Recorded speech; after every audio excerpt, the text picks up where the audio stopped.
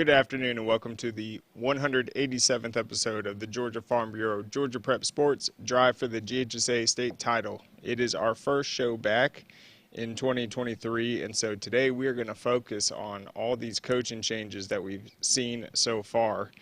Really started late November. I think we're closing in on 60 at this point. But our first guest was actually one of the first coaches to settle in at a new place. That's Rodney Garvin. He leaves Metter and then goes to Vidalia High School, where he used to be a defensive coordinator. Definitely an exciting hire. So as soon as we have him on, we'll bring him on to talk about that.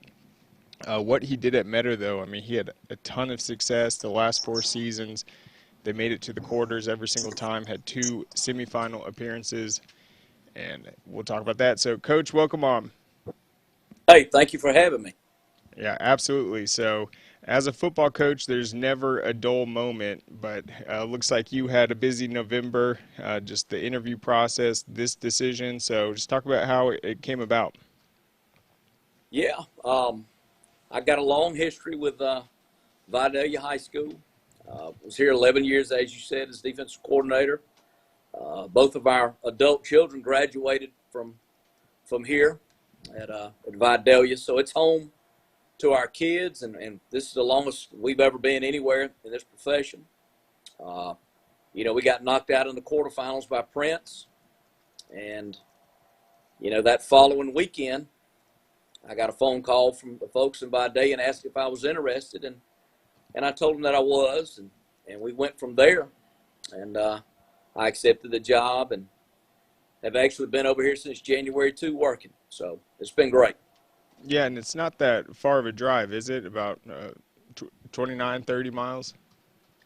Well, I lived in a little community in Candler County called Pulaski, a little caution-like place that we loved. And it was actually about 40 minutes from my home to Vidalia High School. But I was fortunate. We put a for sale sign up in our yard and got 2 offers the first night. And I've got a contract on my house in Candler County, and we've already rented a place here in Vidalia. So we spent the night here last Wednesday night for the first time. So I'm only driving about 3 minutes instead of 40 minutes. So it's awesome. The good Lord has worked some things out for us for sure. Yeah, it sounds like it.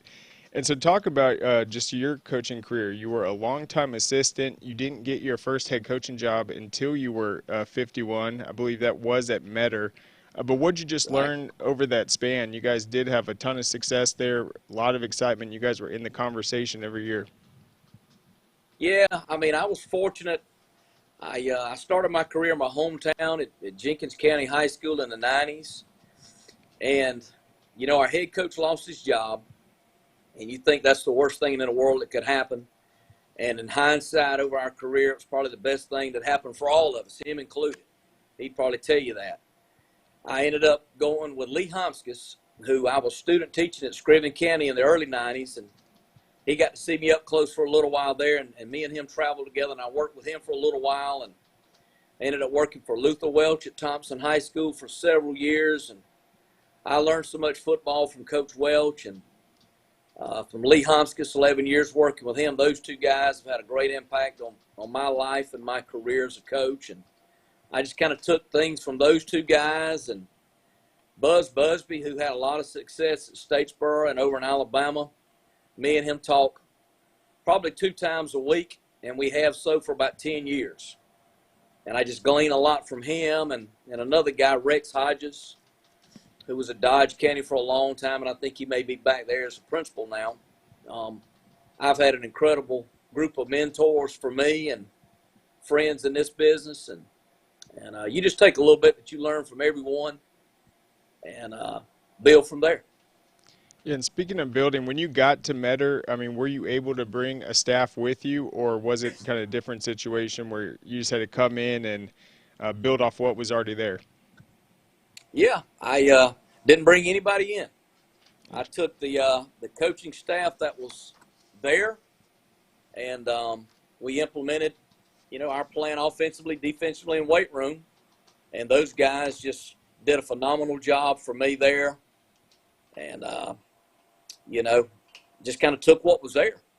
And I'm bringing one of my my offensive coordinator, who was at Metter with me there, he's coming over to Vidalia to be my offensive coordinator and one of my line coaches here. And other than that, the staff that's here in pretty much in Vidalia, except for maybe one or two, is going to be intact. So not a lot of changes. I'm not big on disrupting people's lives if possible. And I know every time there's a coaching change, there's some life disruption for sure. My wife will absolutely agree with that, with all the boxes that we have boxed up in our rental house. But, yeah, we just kind of dealt with what was there, and people got on board, and we were able to be successful. And so you said you're bringing your offensive coordinator over. That's good. You've been a defensive guy kind of your whole career? Yes, I have. I've been a defensive coordinator for, I don't know how many years, but that's linebacker coach, DC, yes. Awesome. And so I want to talk about just this last season at Metter before we move on to Vidalia. I mean, you opened the year with Swainsboro. You guys had been playing them. We all saw what they did this year, making that run to the state championship, all the speed they had.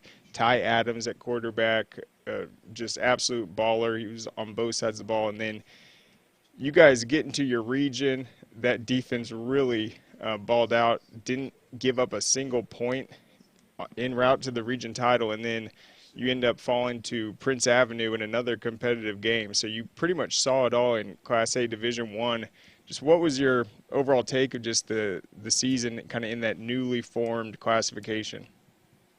Yep. Well, you know, we knew Swainsboro was loaded. They had everybody back, and we felt like, you know, we maybe weren't going to be as good as we had been the previous two seasons because we lost some really good players. But we thought we'd still be competitive and in the mix. And, you know, 5 minutes to go in the Swainsboro game, and not talking about moral victories, but, you know, it's 14-7. And, you know, we played them probably as good as we could have game one. And I knew they were really good. I felt like after the game that was a team that could probably play for the state and win it. But with us playing them that close, and we had so many young freshmen and sophomores playing that night, we felt like we could be okay if we got some things fixed and cleaned up. And we had a really tough non-region schedule on purpose, and we needed that. And we stuck together as a team through all of that adversity, and it made us a better team for it. And we had some off-the-field adversity last summer. We had a player lose his life and, you know, things like that. And it was a tough season for us over there in those aspects.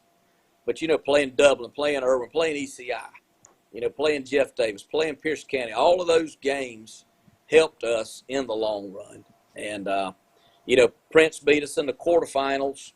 We played probably as good on defense as we absolutely could have that night against them to hold them to 23 points, I think. And, you know, our offense moved the ball all night long. We just, when we got to the red zone, they absolutely shut us down.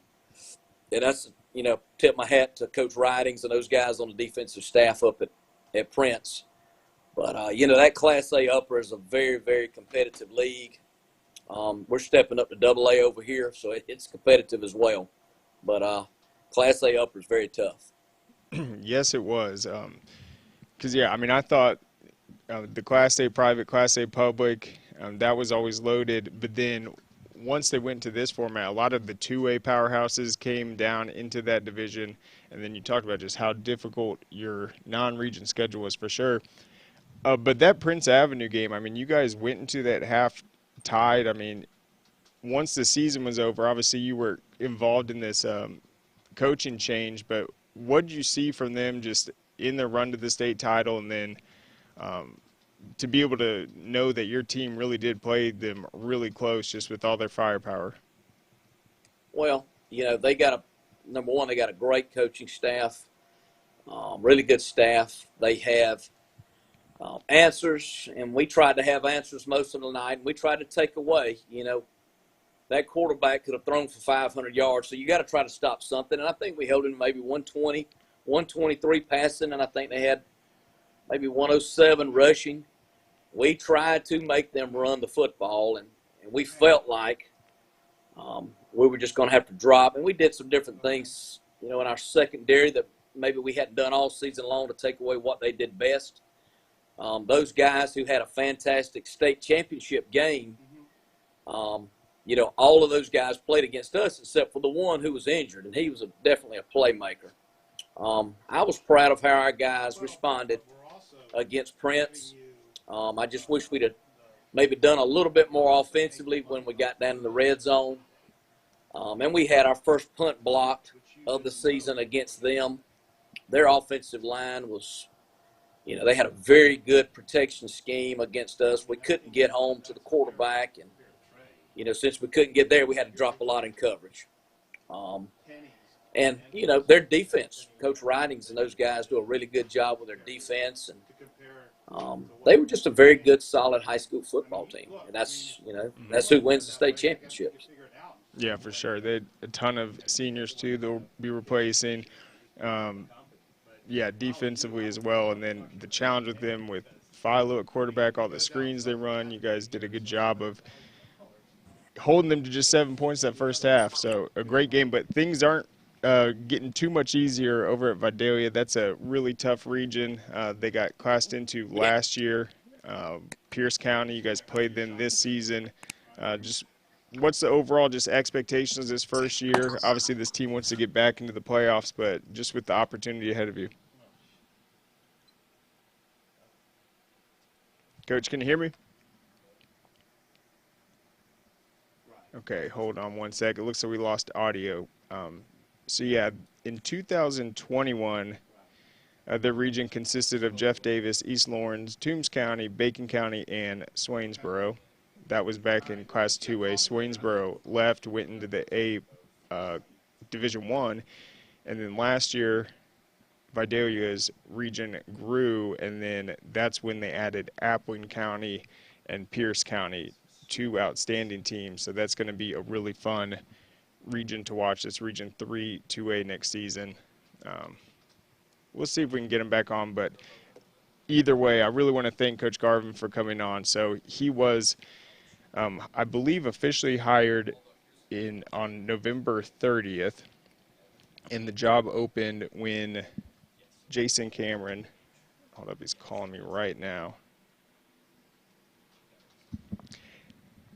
Hey, Coach, can you hear me? Okay, do you want to come back on for just a couple more minutes? Oh, no problem at all. All right, yeah, we'll just bring you back in whenever you're ready. Yeah, that's what happens when someone calls them during the stream. It gets interrupted. So he's going to call back in. We'll finish up with that. But, yeah, the thing I wanted to ask him about is just this region. He does have a familiar kind of relationship with the Pierce counties. It's a team that has been outstanding, won the state title just 2 years ago. Appling County's always good. Coach Mullis, the Pirates. So, all right, Coach, I was just talking about how big this region's going to be next year for you guys. So, obviously, you've been at Vidalia before as an assistant coach. You know what the program's about. You know what challenges ahead of you guys. So, I mean, how big is it going to be just knowing that your region's going to not only just have top 10 teams, but really programs that are going to be battling for the state title this year in 2A? Well, we can't worry about that. There's a lot, there's a lot that we got to get done here just to get in the playoffs. We started that about 8 days ago. I've been in the weight room with these kids for 8 days, and we had a good come to Jesus meeting this morning, first block, about some things that just have to change to become competitive and get mentally and physically and spiritually tougher. The Toombs County rival obviously is the huge one for everyone in Vidalia, and Vidalia lost 34-0 to Toombs last year. And we talked about that this morning in class. But besides them, Tattnall County is completely athletic. I mean, they just have tons of size and skill, and Pierce is Pierce. Appling County is Appling County, and not to discount anybody else. You got Windsor Forest and you got Brantley. We won't take nobody for granted. Absolutely no one. And, we're putting in new schemes here that these kids don't know. It's just a daily, I hate to use the word process that all the great ones use, but it is. It's just a daily grind, a daily process of getting better every day and getting tougher every day. And if we can do that, we're going to be competitive and have a chance to win ball games. There's some things that I just believe in that you got to do to win, and I got to get the coaching staff, and I still haven't got my coaching staff completely aligned. But once we get that done and get everybody in alignment, we're going to start pushing all in the same direction. And it's just one day at a time, brick by brick. That's the way it's going to be built. Yeah, for sure. And then last season they started 5-0, and then ran into that tough stretch of the region. And I know that was disappointing for them, especially that Toombs County loss you mentioned that kept them out of the playoffs. So, I mean, how key is it to just let these guys know that the work you're putting in now, it's all about being able to get better as next season goes and be able to play your best football down the stretch? Oh, absolutely. I mean, it goes back to last season with that non-region schedule in Metter. You can't win a region championship in the non-region. They give two trophies out. They give out a region championship trophy and a state championship trophy every year. And we want to win both of them. That's the goal. We want to win the region. Winning a region gets you home playoffs, which is a tremendous advantage. We got to use this non-region schedule that we have, just to get better. Just to get better, get on the grass, improve week by week as we roll into region schedule, and then we got to win. That's when the money's on the table, and we got to win those ball games and, just be competitive excellence, and transfer the things that we're doing in the weight room to the practice field, to the game field. There's got to be transfer. And, if you skip a rep, you skip a rep in the weight room. I had some guys this morning too tired. I can't get that third rep and putting the weight off. Well, the partner's standing there watching them. And, that's unacceptable. It's absolutely unacceptable to you allow your partner to hurt the entire team by not being willing to push through some physical and mental pain. And that's where we got to get over here. We got to get where, you can turn your back and those kids are getting 3 reps, which I'll never turn my back, but, you get my point. We have got to just, be accountable to each other and not have any quit in us. We can't have any quit in us. And I think that started developing 8 days ago, and I'm not knocking the previous coaching staff when I say that. Every coaching staff in the state has got to push kids in their own way. And, we just got to get mentally tougher, physically tougher, and that's why I'm hired to try to get that fixed. Absolutely. And if you think it's hard in January and February, you always have to keep in mind in August, those first couple weeks of the season, then down the stretch, that's when you're really going to have to dig deep. So it's worth it to push hard now, right, for sure. But just one question about Vidalia. I mean, we cover every sport in the state. I know Vidalia is always just a great program with athletics all around. So, I mean, do you have a lot of guys this spring that are going to be playing other sports, and how's that going to look just for spring ball? I have no idea. They played a spring scrimmage last year, and we're just going to practice.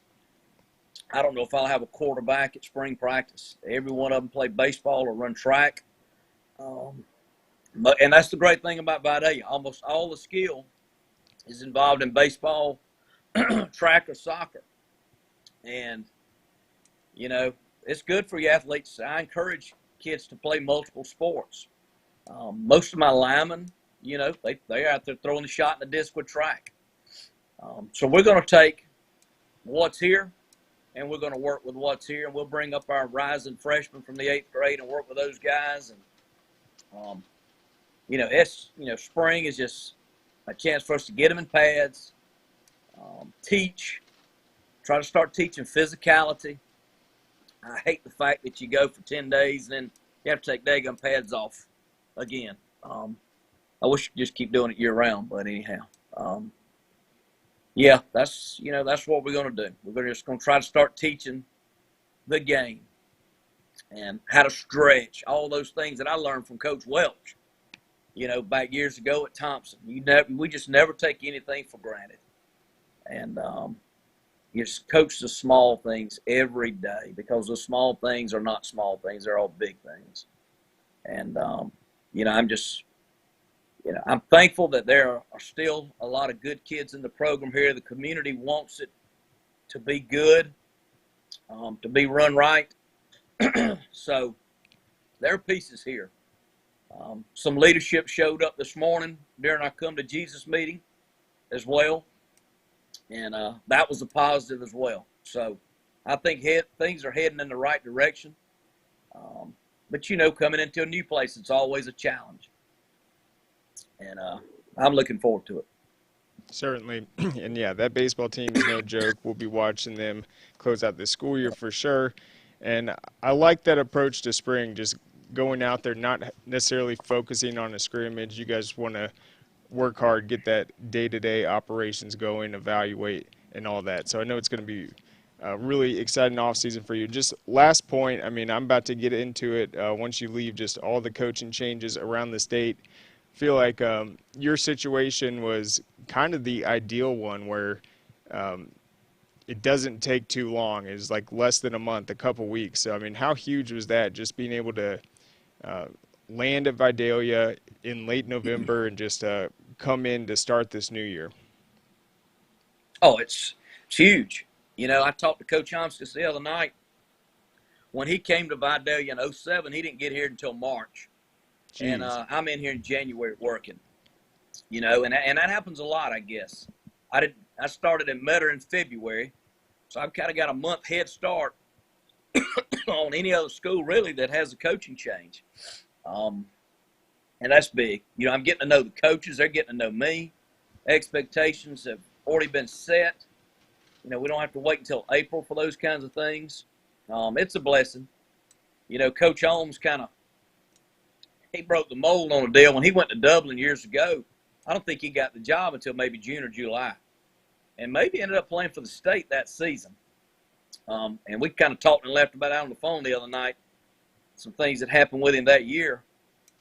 But I'm very fortunate to go ahead and be in here, and that's a tip of the hat to Dr. Longry at Metter for allowing me to get out and come on, and Dr. Wilcox here in Vidalia, and Mr. Mulkey, my principal, for allowing me to come on.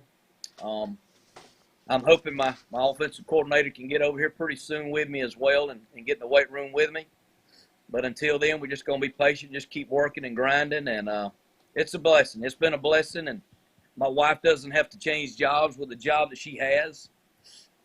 So, it's just kind of like I took a couple of years break and I'm right back to where I was. When I walked in the weight room the first day here in January, I was like, man, I was here for 7 periods a day for 11 years, and it just feels right. It feels right. Yeah, and your new principal, first-year principal, you mentioned him, Bruce Mulkey. He's a Vidalia alum, so what's that kind of relationship been like, just both you guys coming in? We actually have not talked as much as you would think. We've had, several conversations, but I asked to be in the weight room for 4 straight blocks. So this is really the longest I haven't been in the weight room since I took the job. I try to catch him a little bit at the end of the day. We'll catch up with each other. But, I'm wide open from 8 in the morning until 3:30, and so is he. But he's been great. He's been great, and there are a lot of people here who have Vidalia ties. A lot of Vidalia graduates are in positions of responsibility here, and there's a lot of pride in Vidalia academically and athletically. And it's just been absolutely wonderful thus far. Awesome. Well, I'll let you get back into the weight room, Coach. I know the Vidalia community is relying on those guys to not skip any reps this offseason. So tell them to keep it up. And once again, congratulations. Hope you have a great offseason. I appreciate you having me on. Thank you. Yep, you bet. All right. So there goes Coach Garvin. Lots of excitement at Vidalia High School as they gear up for a Class 2A run next season in that Region 3. It's going to be outstanding. And then, as we mentioned, they are competitive across the board in athletics. Their baseball team, that Toombs County rivalry is not just one on the gridiron. Those teams are sure to clash again this school year. So that would be great. But we're going to take our first quick break and thank our sponsor, Georgia Farm Bureau. Our mission has always been to support Georgia farmers. That's why we created Georgia Farm Bureau Mutual Insurance Company, providing financial protection that farmers needed. While this remains the same today, we've grown to protect all Georgians through home, auto, and life insurance. From the very beginning and into the future, we stand for every Georgia community. We are our Farm Bureau. All right, welcome back. So I'm going to do a quick look at kind of deeper into Vidalia's season last year. He mentioned that he didn't know who their quarterback was going to be. I just want to see kind of what their roster size looks like. But it was an interesting year for them because they did start 5-0 and then ran into that tough region, went 1-4, and then he mentioned they're disappointing at 34-0 loss to rival Toombs County. So let's see what that rivalry looks like. And yeah, Vidalia, they only gave up about 14 points a game last year, so the defense was good. Offense put up near 30. Obviously, Coach Garvin's going to come in there as the defensive guy. He's bringing his coordinator from Metter. And so let's look at this rivalry with Toombs. Toombs County, so they have played 36 total times, and they owned the series 22-14. They had won, looks like 11 of 12. Vidalia had won 11 of 12 against Toombs, and now they've lost back-to-back years for the first time since 2000. So they are definitely, that is a game to circle next year. Vidalia against Toombs County, they lost 21-19 in 2021 and then 34-0 last season. And their win in 2020 was 39-36. And I thought one of the things we talked about him getting the opportunity to kind of solidify this position in November was so huge. If you recall back during the COVID years where they basically canceled spring sports and activities all around the state, there were coaches that did not get an opportunity to even meet face-to-face with their players until March, May, June, and even coordinators. And that was a big accomplishment in my mind because still they were able to get the season off just a few weeks later and have a great year. So I know that was kind of a stress test for the entire state and coaching, but he's in the fortunate position now to already be settled in. He's familiar with Vidalia because he's already been there. And then you look at the rest of this list I'm going to get into with the nearly 60 head coaching changes that we've seen so far, and only about 5 have been filled. So there are a lot of openings, and it's going to be something we'll be tracking. Obviously, every week you never know when the decisions are going to be made final. We'll see which ones end up being vacant the longest, but that's just how the carousel works.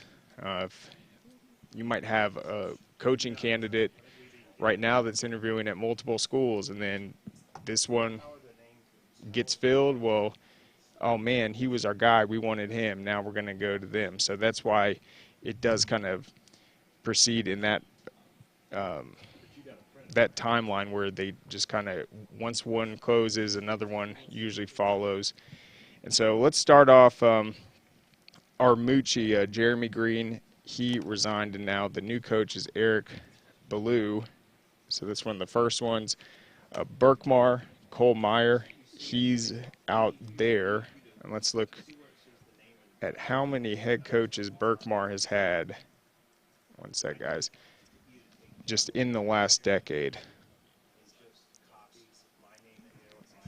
And they have been able to get more wins. Obviously, it's a tough Gwinnett County situation that the Patriots are in. So, yeah, Willie Gary was there for 4 seasons. Then Cole Meyer was there for 1. So Cole Meyer out at Berkmar after 1 year. They went 3-7 last season. They had gone 0-10 the year before, so he did improve their win total, but he's out. So Berkmar is going to search for a new head coach. One of the other big ones is going to be Blessed Trinity. Tom Hall's out. He took over for Coach McFarland. We'll talk about that later. That's a big opportunity right there. Blessed Trinity is now in 6A in that region with Roswell and Alpharetta. That's a really tough region. Tons of talent right there.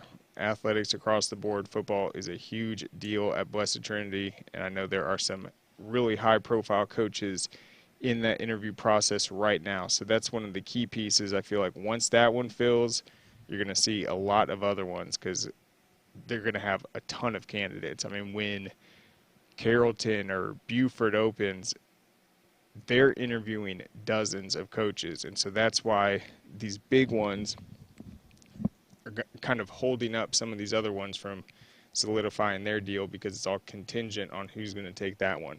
Burke County, Coach Parker is out after a really successful run with the Bears. He was hospitalized. He had a heart attack last season and then ended up finishing out the year. Burke County was an outstanding team, and he steps down. So can't really fault him for that, putting his health first. He did a phenomenal job there. He's an absolute legend, beloved by the Burke County community, but they'll have a new coach at the helm for the first time in a long time.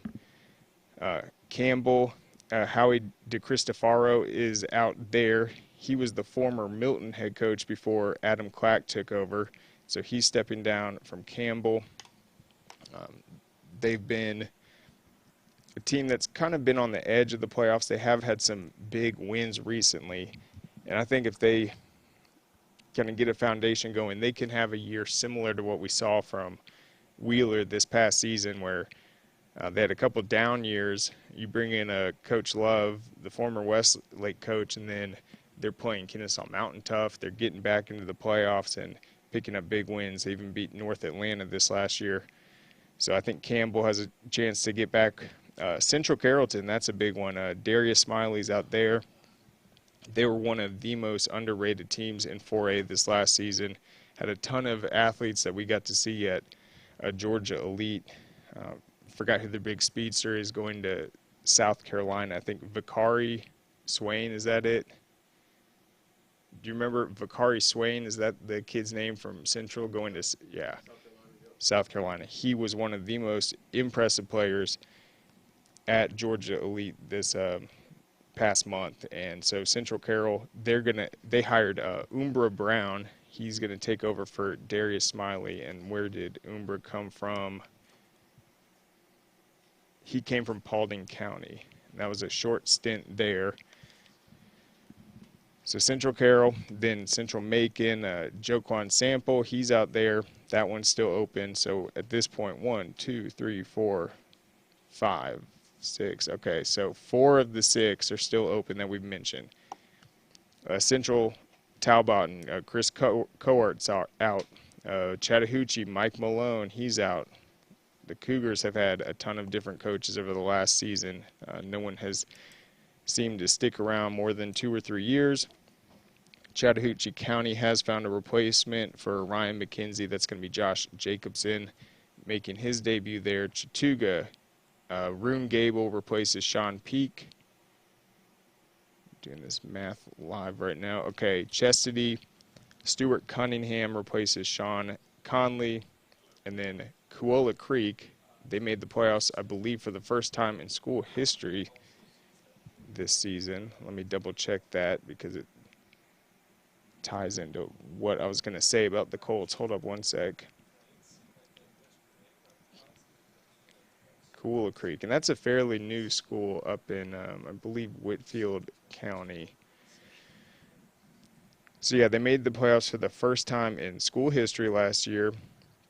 Went 7-4, first winning season ever. So they had a really exciting year there. But Danny Wilson is out and Drew Carter is coming in. So let's see if Danny got the promotion.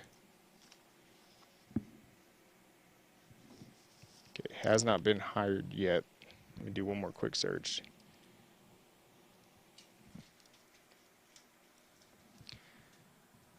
Okay, so I enjoyed the challenge, this is what he said to the Daily Citizen, and he voluntarily stepped down. So we will see where he lands. Looks like they did find a replacement there. Yeah, so Drew Carter, he's going to take over for him, but Danny Wilson, I believe, is still available. One of the other significant ones, Najee and I were talking about it, Collins Hill, Lenny Gregory stepping down. They had a tough rebound year from their state championship. I mean, they had just those two outstanding years. I mean, competed for a national championship and then had to replace pretty much everyone, so they had a tough year. Lenny Gregory steps down after a frustrating season, but I expect him to find his footing at one of these other schools and do the exact same thing. He is an outstanding coach. He's got it done everywhere. I think it was just a situation where you compete for a national championship and then you just stack your schedule with incredibly difficult games, and then you end up I think they missed out on the playoffs, went 4-6, and let's see, they lost to Decula, lost to Mill Creek, Buford, 3-point loss to Westlake. I mean, that's not bad at all. They had a tight loss to Sandy Creek, state championship team, and then lost to Cedar Grove. So really the only bad loss I really see on that was the Decula one, 48-9, the last game of the season, and then they also beat Brookwood this season. So it was disappointing to see Collins Hill miss out on the playoffs, but I still think that's a good job for someone to take over, and then Lenny Gregory is going to move on. We'll watch out for that. Decula is going to have a new coach. Casey Vode leaves. They had a tough season. Yeah, they beat Collins Hill the last week, but they ended up finishing at 3-8 overall. Started 0-3, tough losses to South Gwinnett, Jones County, 3-point loss to Denmark. So with that situation, Decula was in 6A. They go up to 7A. They have the privilege of playing in a region with Mill Creek, Collins Hill, and Buford. Welcome to 7A, and Mountain View and Central Gwinnett. And so they end up still managing to find a playoff spot, but then fall to North Gwinnett. So they played a brutal schedule last year. They're up in 7A now. We'll see who's going to accept that challenge, take over for Coach Vogt. Darlington, Tommy Ath is out after a long stay with the Tigers. They were always a top 10 team in that Class A Division I in the Rome area, always playing a tough schedule. All those kind of Coosa, Pepperell, I mean, they play all those area teams, so that's a big job right there, a great school. Fellowship Christian, we mentioned that. Tim McFarland, he's going to take a job at Georgia Tech, which is huge news. You guys need to tune in to our YouTube page. Najee and I broke it down on Underrated and Overlooked yesterday, kind of what the state of the Georgia Tech program is, what we think that these two moves mean with North Gwinnett's Bill Stewart and Fellowship Christian's Tim McFarland both joining Georgia Tech's football operations. I think it signifies that that network is going to be taken advantage of. These guys know high school football inside and out. They know the metro area. You look at Georgia Tech's recruiting class this year, they're hitting Alpharetta, North Cobb Christian, just teams all over the metro area, Milton. And I think that's just going to help them. They're going to also try to build the brand. And then one of the other trends I said was Georgia Tech as an institution has accepted more transfer students and more undergrad freshmen than ever before. And so what's that going to translate to? Let's just be honest. When you're in college and you're a freshman and sophomore, you are more likely to participate in social activities, in football games, in the excitement on campus. a lot of upperclassmen don't live on campus. And so I think just with the flood of new students, new energy there, they're going to start packing the stadium. You pack the stadium, the environment's better. The environment's better. People want to tune in and watch it. The viewership goes up. The excitement goes up. And then you're selling a better product and getting better recruits. So I think that change will come swiftly. They had the worst attendance in 30 years this last season. But just with the underclassmen and then these key pieces coming in that know the state inside out, know football, and have just championship experience at that level, I think that is huge news for Georgia Tech, and there certainly is excitement just with what their future is going to look like. They fired their coach last year. They were playing awful. They started to play better, and now it looks like they are trending upwards. For Forsyth Central, David Rooney is out there. That job is still open. Franklin County, Parker Martin's out, still open. Georgia Military College, Lee Coleman's out, still open. Gordon Central, TJ Hamilton, he's out, still open.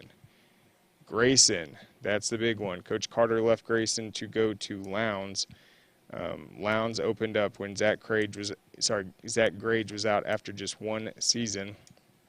Lowndes did beat Grayson this year, but then just had a disappointing playoff exit, and then overall performance just, I think, falling to, they might have lost to Camden, but they definitely lost to Colquitt.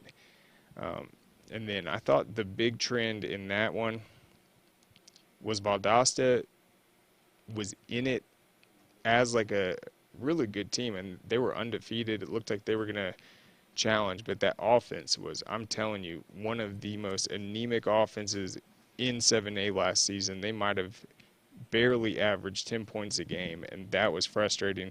So I feel like with Coach Carter coming in to Lowndes, all his success at Grayson, I think that Lowndes-Valdosta matchup is going to be really exciting next year. There's going to be a lot of kind of new excitement around it, and definitely Valdosta is going to know they're going to have to step up offensively against a defensive juggernaut like Adam Carter, who's now at the helm at Lowndes. Watch out.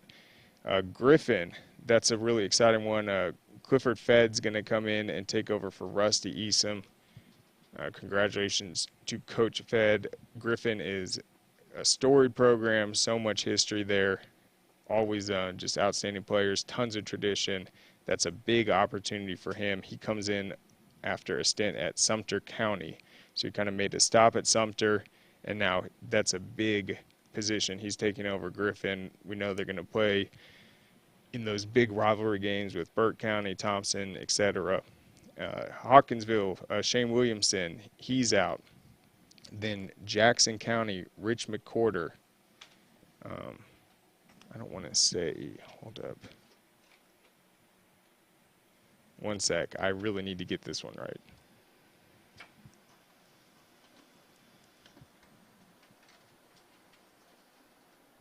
Okay, yeah, so McCorder stepped down at Jackson County. He has 303 career victories. That's the 10th most in GHSA coaching history. And then Corey Mobbs is back. So Corey Mobbs was the head coach at Lanier High School. That's back when they had Derek Brown, the #1 player in the state. Did Derek Brown go #1 in the draft too?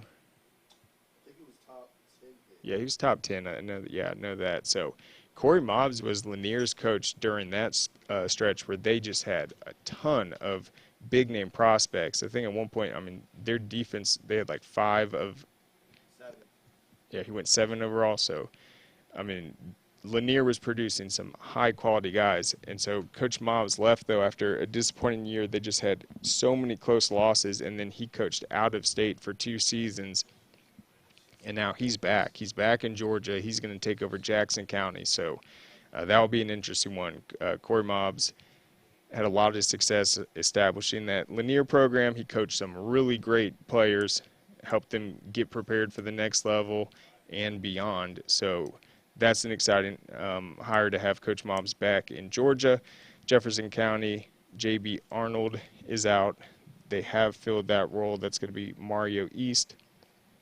Liberty County, Tony Glazer is taking over that job. We mentioned Lowndes already. Coach Carter going down to that one. That was one of the big splashes. MLK is going to have a new coach. Deontay Lamar is out there. Metter, we just had Coach Garvin on, and he is replaced by Lee Shaw. Newton, Camille Grant is out, so that'll be interesting too. Newton's a team that I always say you never count them out. I mean, they're competitive. Every season they seem kind of in that area where they're going to play Grayson, Parkview, and Brookwood. They always take at least one of those every year. So that's just a good team to have in your region because you know you can't take that week off. I mean, they'll come in and beat you, and they play so well at home. I think that's a key position that's still open. The Newton Rams, North Gwinnett, who's going to take over for Coach Stewart? That's a big question. I don't think people expected Coach Stewart to leave after that. He won a state title his first year in 2017. Had a lot of talent last year. They were a team that I feel like never really hit their full potential. They seemed to rely too much on Katie McDonald just running the ball and all that. They didn't really – I don't know. What was their quarterback's name, the baseball player at North Gwinnett? I mean, he was a baseball player, I think. Let's see. I thought he did a good – yeah, no, he's a legitimate baseball player. Colin Houck. Hold up. I think it's Ryan something. One sec. He ended up doing a really – Ryan Hall? Yeah. Ryan Hall. Yeah. I think he was a baseball player. They had to ask him to come on and play quarterback. Yeah, let's see. So I believe that was his first year ever even starting, as Najee just told me, a sophomore. Yeah, he ended up throwing 12 touchdowns, 8 interceptions, 55% completions. Let's see if he played at all his freshman year. Yeah, he did not take a single snap as a freshman. So, I mean, North Gwinnett, they still had a really competitive year with a just brand new quarterback. Stepping in and playing in those big-time 7A matchups is not easy to do. So expect North Gwinnett, they'll fill that role left by Coach Stewart and be back in it for sure. Northside Warner Robins, Chad Allagood stepped down, and then Ben Bailey just took over. And Ben Bailey, gosh, someone sent me notes on that. I think he was the offensive coordinator at Peach County that took that job. Yep, Peach County offensive coordinator. So the Peach County job, we'll get to that in one sec. Yeah, Peach County, Chad Campbell's out, I believe, after 30 years. He's one of the longest tenured coaches there. I'm sure he'll take another job, enjoy that retirement section. I think he surpassed that mark on his career. He leaves a great legacy at Peach County. They're a team that plays all those area schools from Middle Georgia, the powerhouses, Houston counties, Warner Robins, Northside. As a 3A school, that always prepares them to make deep runs into the playoffs. They challenge themselves all the time. They play the South Georgia powerhouses too. And who do they bring in? Marquise Westbrook from Warner Robins, who you can't say enough good things about what he did at Warner Robins. Took them to 6 straight state titles. They lose 3 in a row. They win 2 in a row. And then last year, they fall short to Ware County. Anyone that watched that game saw how good Ware County was. But what really stood out about what the Demons did last year was they had a really slow start to the season. I think it was 1-4. Just lost some really tough games, but he kept them believing, kept them motivated, and then they made an outstanding run to achieve that incredible milestone of 6 straight finals appearances. That's not easy to do. Pope, Tab Griffin is out, so that job's going to open up. Pope this year, if you watch them at all, teams really just had a 7-on-7 clinic against them.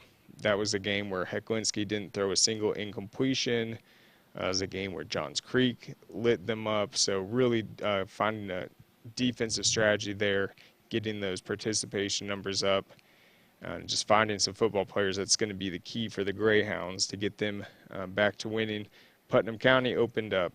They were really great this year. That's Sean Pope. He's leaving. Redan, Derek Vaughn, he's out there. Ringgold, I thought they were a team that made a lot of noise this season. Same with their neighbor Adairsville. A lot of good football is being played up there in those kind of 3A North Georgia schools. But Robert Atkins has left. Rockdale County's Lee Hanna's out there. Salem, Jarrett Law, he leaves after a long career. And then Seconder, this one was interesting to me. That was a first-year school. Aaron Hill was there. You thought he might be the guy that was going to come to kind of start building it, but that was not the case. So someone else is going to come in.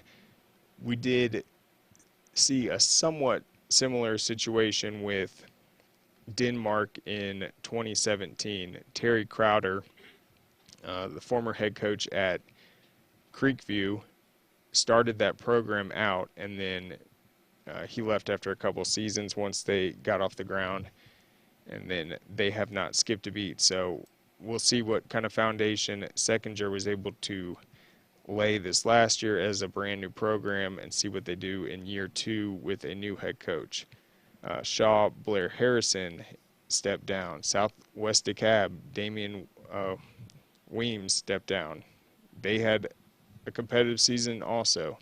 Thought they were on the rise. So, yeah, a lot of these are not coaches that got fired. They stepped down. So that's why this coaching carousel is so interesting. There really is organic movement, and it wasn't forced, and lots of opportunities out there. Sumter County, we mentioned that opened.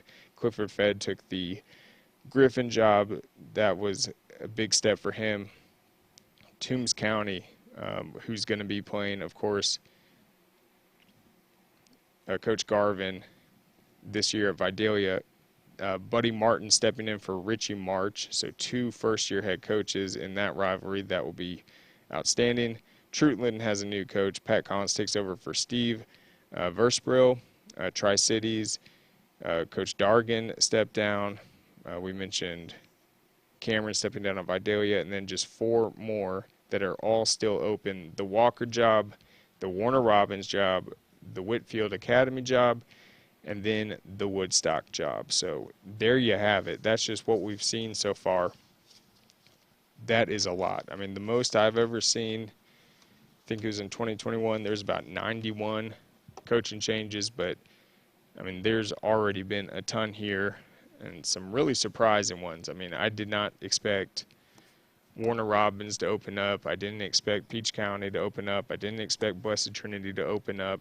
Didn't expect Grayson, Lowndes. I mean, there's some big time openings. Collins Hill, Decula.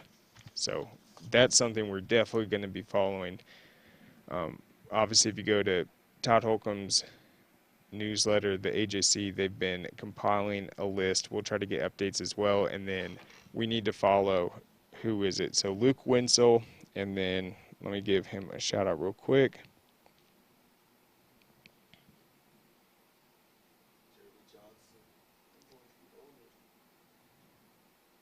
One sec, guys. Sorry for the dead air.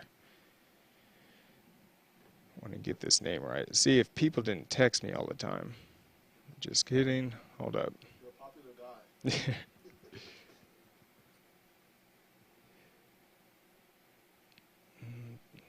TJ Carswell.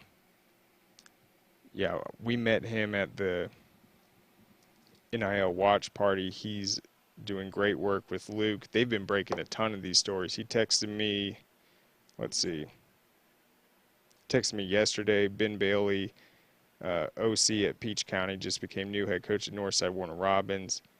He told me that on last Tuesday. So TJ Carswell, he's got his ear to the ground. So follow Najee Wilkins on Twitter, Naj Wilkes. follow me. I'll be retweeting these guys too. And as these coaching vacancies start filling up, they will definitely be the guys that are going to get you informed. And we'll try to get on some more coaches as they get into the role to just get ready for spring ball. We're also going to focus a lot on basketball coming up.